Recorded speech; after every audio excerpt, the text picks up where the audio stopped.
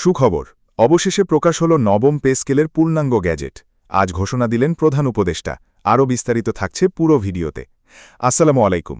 আপনি যদি একজন সরকারি চাকরিজীবী হয়ে থাকেন, তাহলে নবম পে স্কেলের আপডেট সবার আগে পেতে আমাদের এই চ্যানেলটি সাবস্ক্রাইব করে ভিডিওতে লাইক করে দিন।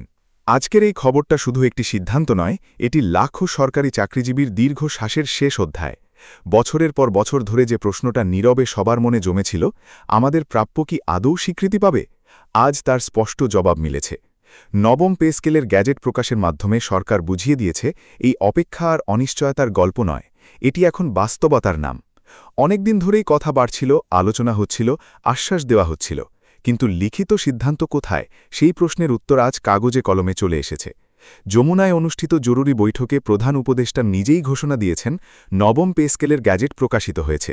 এই ঘোষণার মধ্য দিয়ে পরিষ্কার করে দেওয়া হয়েছে, এটি কোনো সম্ভাব্য সিদ্ধান্ত নয়, এটি রাষ্ট্রের চূড়ান্ত অবস্থান। সরকারি চাকরিজীবীরা জানেন, গ্যাজেট প্রকাশ মানে শুধু খবর নয়, এটি আইনি ভিত্তি, এটি কার্যকর হওয়ার রাস্তা। আজ সেই রাস্তা খুলে গেল। এতদিন যেটা ছিল আলোচনার টেবিলে, আজ সেটি রাষ্ট্রীয় নথিতে পরিণত হয়েছে। আর এখান থেকেই শুরু হচ্ছে নতুন এক অধ্যায়। যমুনার ওই জরুরি বৈঠকে দেশের সামগ্রিক অর্থনৈতিক পরিস্থিতি, মূল্যস্ফীতির চাপ, সাধারণ মানুষের জীবনযাত্রার ব্যয় সবকিছু গুরুত্বের সঙ্গে বিবেচনা করা হয়েছে। প্রধান উপদেষ্টা সেখানে স্পষ্ট বলেন, দেশের প্রশাসনকে শক্তিশালী করতে হলে প্রশাসনের সঙ্গে যুক্ত মানুষদের আর্থিক নিরাপত্তা নিশ্চিত করা অপরিহার্য। সরকারি চাকরিজীবীরা কোনো বোঝা নন, বরং রাষ্ট্র পরিচালনার সবচেয়ে গুরুত্বপূর্ণ অংশ। নবম পে স্কেল বাস্তবায়নের এই সিদ্ধান্ত হঠাৎ করে নেওয়া হয়নি।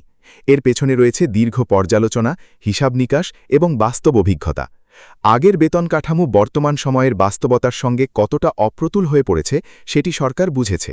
বাজারে নিত্যপণ্যের দাম, বাসা ভাড়া, শিক্ষা ও চিকিৎসা ব্যয়ের চাপ মিলিয়ে আগের কাঠামো দিয়ে স্বস্তির জীবনযাপন করা কঠিন হয়ে উঠেছিল।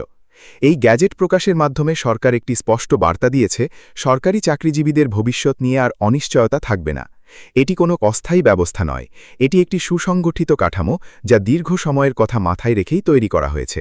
এতে শুধু বর্তমান নয়, ভবিষ্যতের চ্যালেঞ্জগুলোকেও বিবেচনায় আনা হয়েছে।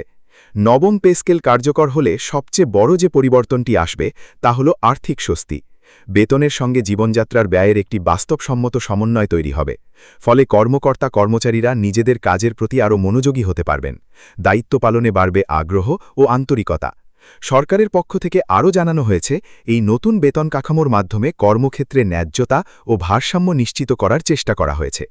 একই দায়িত্ব, একই কাজ, সেখানে বৈষম্যের জায়গা কমিয়ে আনার লক্ষ্য নেওয়া হয়েছে। এটি শুধু বেতন নয়, এটি একটি সম্মানজনক কাঠামোর প্রতিফলন। দীর্ঘদিন ধরেই অনেকেই আশঙ্কা করছিলেন, অর্থনৈতিক চাপের কারণে হয়তো সিদ্ধান্ত পিছিয়ে যাবে। কিন্তু আজকের ঘোষণার মাধ্যমে সেই আশঙ্কার অবসান হয়েছে। সরকার দেখিয়ে দিয়েছে, সীমাবদ্ধতার মধ্যেও অগ্রাধিকার ঠিক করতে জানে। আর সেই অগ্রাধিকার তালিকায় সরকারি চাকরিজীবীদের জায়গা যে কতটা গুরুত্বপূর্ণ, নবম পে স্কেলের গ্যাজেটই তার প্রমাণ। এই সিদ্ধান্ত বাস্তবায়নের ফলে দেশের প্রশাসনিক ব্যবস্থায় ইতিবাচক প্রভাব পড়বে বলে মনে করছেন সংশ্লিষ্টরা।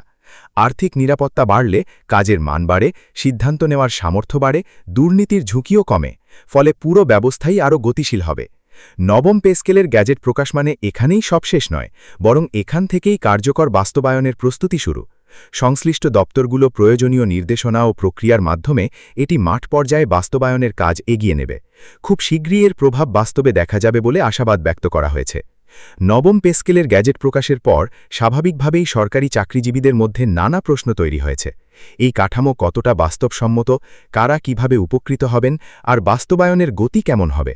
সংশ্লিষ্ট মহল জানিয়েছে, এই পে স্কেল তৈরি করতে গিয়ে বিভিন্ন গ্রেড, পদমর্যাদা এবং দায়িত্বের পার্থক্যকে বিশেষ গুরুত্ব দেওয়া হয়েছে, যাতে করে কোনো স্তরের কর্মকর্তা বা কর্মচারী নিজেকে বঞ্চিত মনে না করেন। প্রধান উপদেষ্টা যমুনার বৈঠকে এটাও স্পষ্ট করেন, এই সিদ্ধান্তের মূল লক্ষ্য শুধু বেতন বাড়ানো নয়, বরং একটি টেকসই প্রশাসনিক ব্যবস্থা গড়ে তোলা। তিনি বলেন, একজন কর্মকর্তা যখন নিজের পরিবার নিয়ে নিরাপদ ও সম্মানজনক জীবনযাপন করতে পারেন, তখন তিনি দায়িত্ব পালনে আরও নির্ভীক ও সৎ থাকতে পারেন। এটি রাষ্ট্রের জন্য দীর্ঘমেয়াদে লাভজনক। নবম পে স্কেলের মাধ্যমে চাকরিজীবীদের ভবিষ্যৎ পরিকল্পনাও সহজ হবে। বাড়ি ভাড়া, সন্তানের পড়াশোনা, চিকিৎসা ব্যয় নিয়ে যে অনিশ্চয়তা কাজ করত, সেটি অনেকটাই কমে আসবে। ফলে মানসিক চাপ কমবে, কর্মক্ষেত্রে বাড়বে মনোযোগ ও দক্ষতা।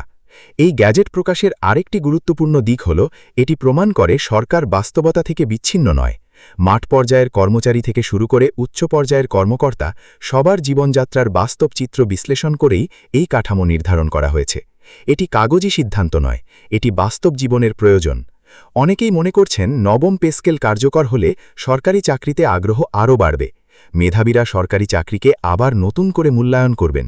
এতে প্রশাসনের দক্ষ জনশক্তির প্রবেশ বাড়বে, যা দেশের সার্বিক উন্নয়নে গুরুত্বপূর্ণ ভূমিকা রাখবে।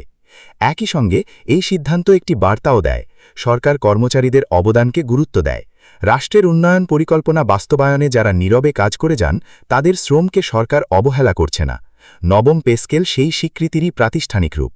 এখানে আরেকটি বিষয় উল্লেখ্য, এই পে স্কেল বাস্তবায়নের ফলে বিভিন্ন ভাতা ও সুবিধার কাঠামোতেও ইতিবাচক পরিবর্তন আসবে বলে ধারণা করা হচ্ছে।